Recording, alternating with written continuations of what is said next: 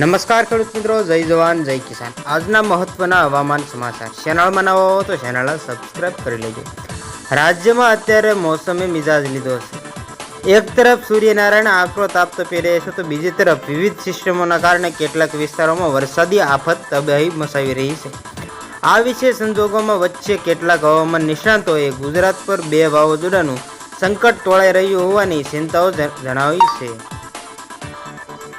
હવામાન નિષ્ણાત અંબાલાલ પટેલે જણાવ્યું છે કે મે મહિનાના અંતમાં અને જૂનની શરૂઆતમાં ચક્રવાત સર્જાશે। 25 મે સુધી બંગાળની ખાડીમાં એક વાવાઝોડું સક્રિય થશે, જેની સૌથી વધુ અસર પશ્ચિમ બંગાળમાં થવાની સંભાવનાઓ છે। જો કે ગુજરાત પર પણ તેની અસર જોવા મળી શકે છે। ગુજરાતમાં ભેજવાળા પવનોને ફૂંકાઈ રહ્યા છે, જે આંધી અને વંટોળાના પણ લાવી શકે છે। અંબાલાલ પટેલે કહ્યું કે 25 મે થી 5 જૂન 2024 પછી હવામાનમાં એકાએક પલટો આવશે। વાવાઝોડાના કારણે ગુજરાતમાં ફરી કમોસમી વરસાદ પડવાની સંભાવનાઓ છે। આ ઉપરાંત અરબ સાગરમાં 10 જૂને એક વાવાઝોડું સક્રિય થવાની આગાહી કરવામાં આવી છે।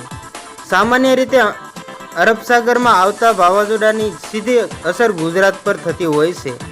આ પહેલા પણ આપણે અનેક વાવાઝોડાઓની અસર ગુજરાતમાં જોઈ છે, ત્યારે અરબ સાગરમાં વાવાઝોડું સક્રિય થતાં તેની સીધી અસર ગુજરાતમાં પણ જોવા મળતી હોય છે, તેવું હવામાન નિષ્ણાતો દ્વારા જણાવવામાં આવી રહ્યું છે।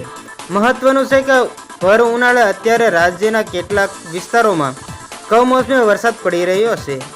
તો બસ આજની તે આટલી જ અપડેટ, ફરી મળીશું નવી અપડેટ સાથે। ત્યાં સુધી બન્યા રહેજો ખેડૂત ખબર યુટ્યુબ ચેનલમાં।